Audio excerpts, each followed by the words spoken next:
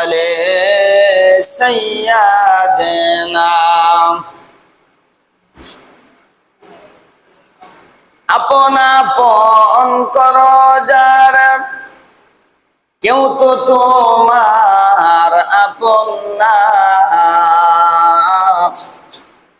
तुम्हारा पन हबे जिनी से तो शुए आसे मदीना अल्लाहुम्मा सल्ली अला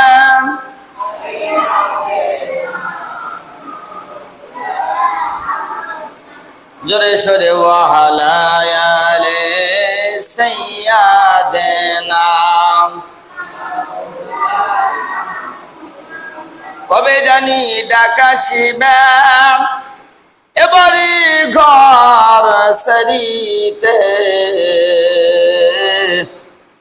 अपन पोशाक खुले खुले सादा काफन पड़िते अल्लाहुम्मा सल्ली अला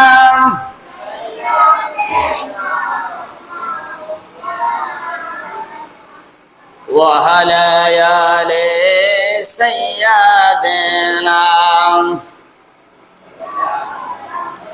अल्लाहर दोस्त नूर नबीजी जगत करलेन उजाला पाक जबाने पढ़िलेन नबीजी ला इलाहा इल्लाल्लाह একটা জবান বন্ধ থাকবে না লা ইলাহা ইল্লাল্লাহ লা ইলাহা লা ইলাহা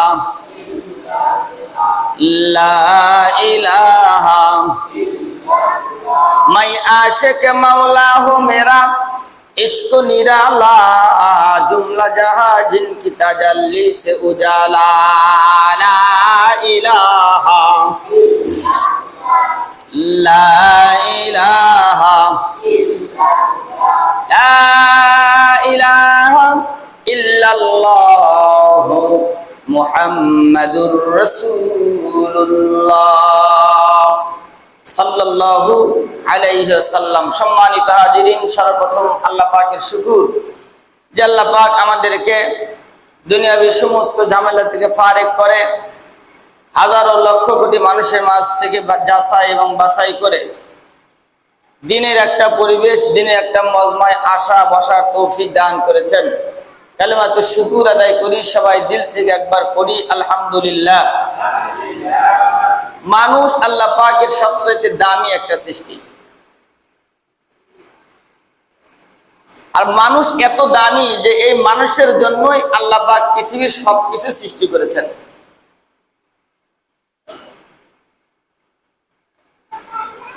উপরে আসমান থেকে নিচের জমিন পর্যন্ত এর মধ্যে যা কিছু আছে, যা কিছু আপনি দেখেন আর না দেখেন, মূলত সবকিছুই আল্লাহ পাক সৃষ্টি করেছে মানুষের গোলামের জন্য।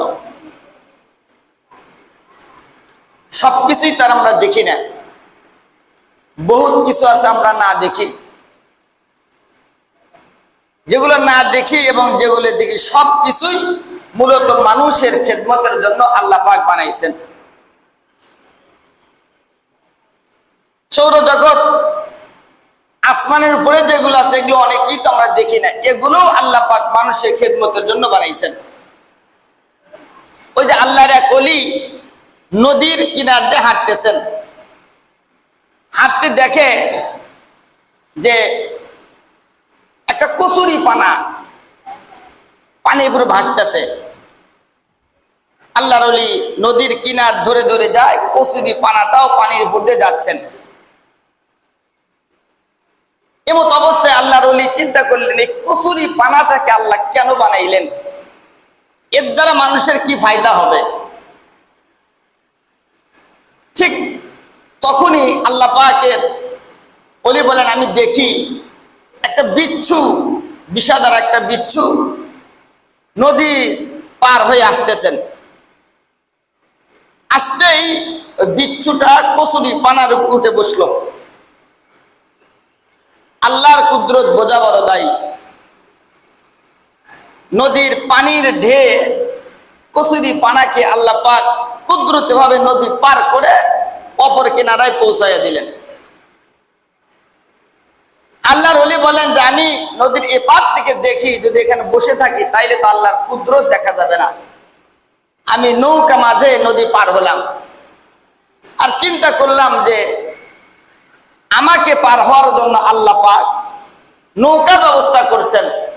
কচুরি পানাকে আল্লাহ পাক এমনি এমনি বানাই নাই, অক বানাইছে আল্লাহ পাক এই বিচ্ছুকে নদী পার হওয়ার জন্য ওর নৌকা হিসেবে বানায় দিয়েছে। সুবহানাল্লাহ বলে।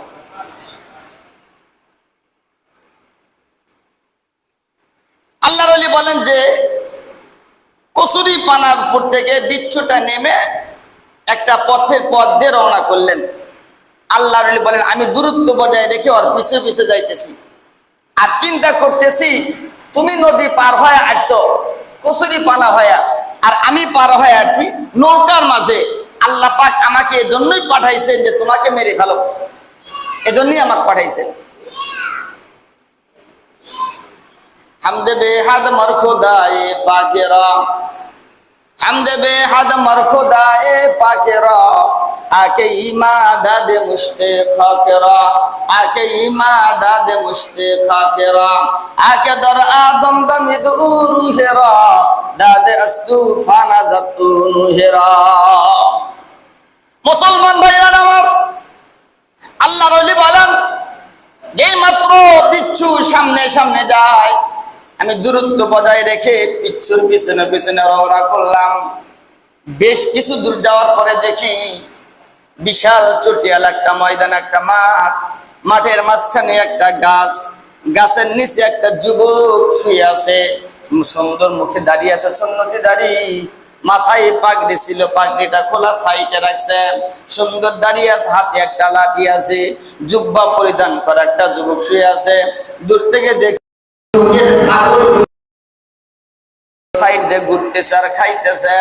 এমত অবস্থায় আমি দেখি ওই যুবকের মাথার ওখানে একটা বিষাদর সাপ এরকম ছানা ধরে বসে আছে। যুবককে কামড় দিবে দিবে দিবে দিবে আঘাত করবে করবে এরকম একটা ভাব। এই মাত্র আমি দেখলাম, দেখতে দেখতে বিচ্ছুটা দৌড়ে গেল, যাওয়ার পরে ওই সাপের গলার মধ্যে বিচ্ছু আঘাত করলো।